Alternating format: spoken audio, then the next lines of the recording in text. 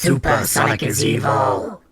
Alright, in part 1, which, for those of you who haven't seen it, I'll put a link to somewhere around here, we established that Supersonic is someone you definitely want to avoid. He can tear anyone and anything to shreds in seconds, and nothing can stop him. The only thing that has stopped anyone from getting killed so far is the fact that Supersonic only emerges for short periods of time, and has acted almost entirely on impulse so far. Well, what happens when that changes? The answer is Running Wild, a multi-part story with genuine permanent consequences that began in issue 80. Sonic is on the floating island visiting Porker Lewis when he falls down the shaft housing the Super Emeralds. Porker immediately knows and fears what's coming, telling one of Knuckles' robot guardians, yes, Knuckles has robot guardians, to keep quiet and hope Supersonic doesn't notice them. Super emerges with all of his usual powers, but what's interesting is that he's talking in full sentences now, and actually fixes in on a specific target, Amy Rose. This interests me because previously he's more or less targeted the first thing he's seen. We've also seen him slowly transition from having top-notch dialogue consisting of "rag" and "destroy, destroy, destroy" to, well, this. He's capable of thinking and has clearly developed intellectually, making him even more threatening. At any rate, he flies away from the floating island to seek his target. Back on Mobius, we see Johnny panicked and running towards Amy, saying he's just gotten a transmission from Porker, but before he can explain, Supersonic is already bearing down on them and the issue ends.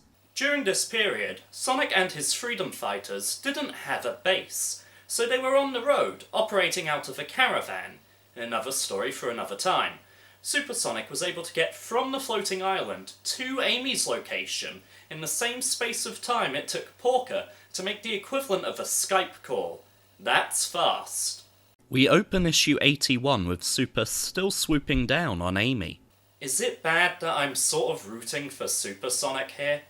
Their caravan is destroyed in an instant, leaving the freedom fighters homeless again. They try to run for cover, which is blown away by freaking laser I-beams almost immediately. After another swoop, Sonic misses and crashes into a mountain. Not that it stops him.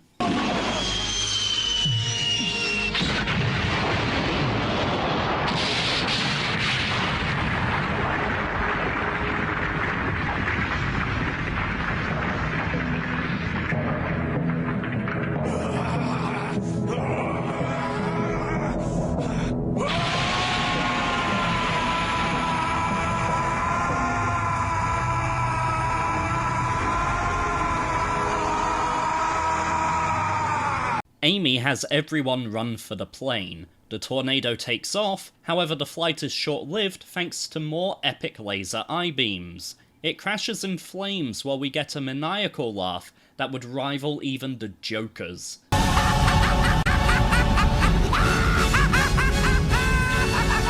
The transformation finally ends and Sonic comes to, finding himself standing beside the burning wreckage. Wow. I told you this got dark.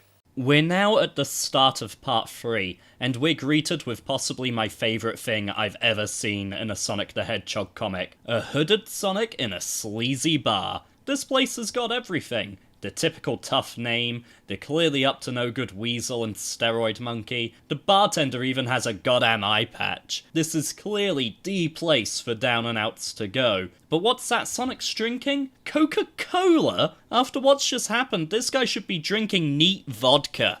Also, a nice little touch is Robotnik's face on one of the taps. Apparently he has a brewing company on the side. Eggbrow, anyone? It takes all of 2 seconds for the ne'er-do-wells in the bar to pull the hood off the guy who they've never seen before. Sonic very quickly goes super on their asses. So quickly, in fact, it almost seems he has less and less control over it as time goes on. Outside, Amy, Johnny, and Tails are tracking Sonic's energy signal. What? You thought I'd be all, oh hey, they're alive! It's a Sonic comic. Of course they didn't kill off 3 main characters. Still, they made the reveal pretty quickly. At least Marvel and DC usually have the common decency to wait about 6 months before resurrecting a character, or pulling the old "I was never actually dead" card. Anyway, Supersonic does question how they escaped a fiery death, and gets the classic "plane was flown by remote control, we were never actually in it" trope. What is genuinely irritating is that Amy says the group has been on Super's trail for weeks. The comic was coming out fortnightly at the time, and the writers could have easily built some suspense by giving us at least one issue of Sonic feeling guilty, or the others trying to tail him but arriving just that little bit too late and seeing the destruction he's left behind. Just seems like a wasted opportunity is all. Back on track, Supersonic misses Amy again! Those are some reflexes. Johnny and Tails pull a dust cover off a star post, and Supersonic starts getting pulled in. After a flash of light, Sonic falls to the ground in his regular state. There's no time to celebrate though, as Kintabor announces that Supersonic isn't dead, instead he's simply been transported to the Special Zone as his own separate, independent being. This is exactly what I loved about the British comics. Genuinely interesting and imaginative situations. Supersonic can now live without its host body, free to cause havoc with no more time limit. The evil was birthed by our hero, who has to feel conflicted by it, and the threat presented far outstrips that of Robotnik's regime. But, don't tell Johnny that, as he thinks it's not something they can deal with right now. They just unleashed an invincible and insane destructive force on the unsuspecting populace of the Special Zone, but instead of taking responsibility and going after it, he'd rather they all just went for a spot of tea. Scarily enough, that is exactly what they do. Sonic doesn't go after Super until issue 84, meaning there's an entire issue that takes place in between. They honestly said, yeah, we just unleashed the most dangerous being on the planet upon those poor, unsuspecting people. We'll get round to fixing that. If weeks pass between issues before, how long has Supersonic been free to do as he pleases? What's really concerning is that when Sonic finally decides this is worthy of his attention, and he heads over there to warn and team up with Chaotix, everyone's reaction equates to, "That's cute." They're lucky the zone still exists. They go off to fight some other goons instead, and Sonic gets arrested when the police have to break up the brawl. Fast forward to issue 85, and Sonic is freed after Lord Sidewinder, a character who will be new to most of you guys, pays his bail. It turns out that Sidewinder has a deal with none other than, you guessed it, Supersonic. Super has agreed that, if Sidewinder can bring Sonic to him, he will join Sidewinder's gang. Hold on, no. This whole plan does not make any sense. Supersonic knows he was birthed from a hero, someone who would feel a duty to go after him, albeit eventually.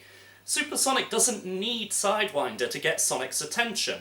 All he needed to do was turn up in a town centre, blow stuff up, and wait for Sonic to arrive. Anyway, Super doesn't hold up his side of the bargain, shocker, and we get a legitimately cool Supersonic vs. Everyone brawl that spills over into issue 86. Chaotix turn up and prioritise Sidewinder's gang, leaving Sonic and Super free to duke it out. Sonic knocks his foe into the Omniviewer, another story another time, but basically a sentient monitor, computer, and teleportation device all in one, and tells him to teleport Supersonic to a far-off dimension. Note that this would essentially just make Supersonic someone else's problem again. He will go on to destroy and kill everything in his path. This is an out-of-sight, out-of-mind approach, and it really doesn't sit right. Thankfully, Omniviewer is smart enough to realise this, and is seemingly the only one with enough balls to take ownership of the situation. He uses himself as a prison, trapping Super within his own space-time. Oh, and Chaotix lets Sidewinder and his crew escape because the heroes are suddenly incompetent, and the plot needs them again later down the line.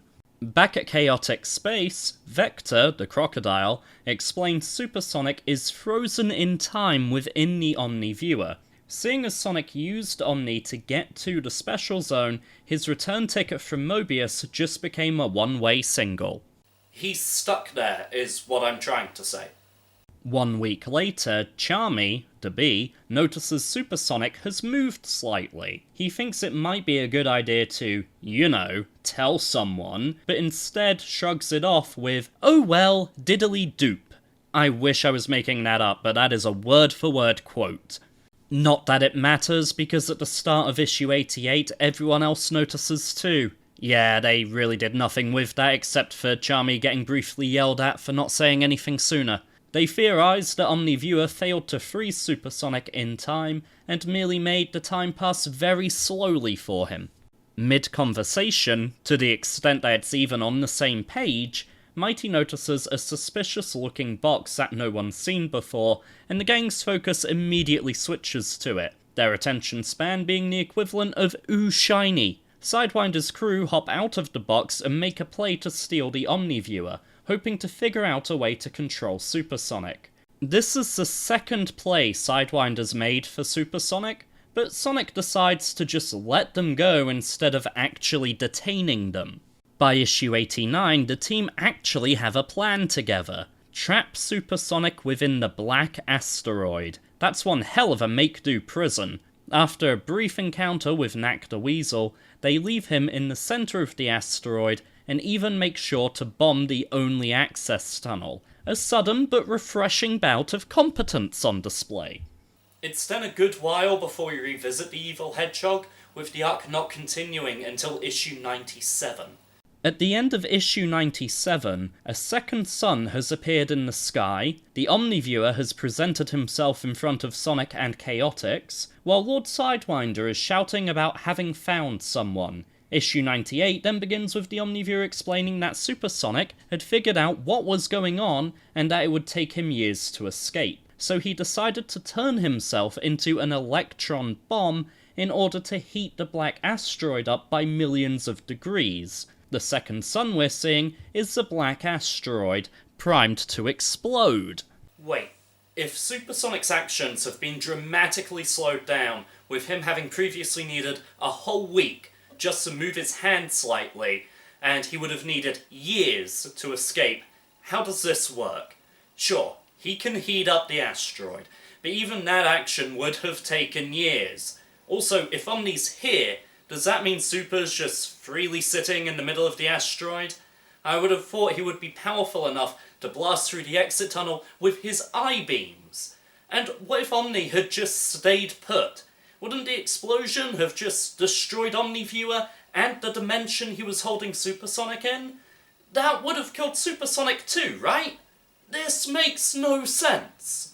Not that Sonic cares. He'd received a call from Porker in a previous issue saying the Emerald Hill folk were being attached to a massive machine made by Robotnik to serve as organic batteries. He's more concerned with getting to the floating island via Omniviewer than he is dealing with the mess he made here. Vector even calls him out on it, and Sonic still refuses to help. Thankfully, Omniviewer doesn't have enough power to return Sonic to Mobius right now. This comic doesn't make Sonic out to be all that heroic. He's definitely a flawed character, to say the least.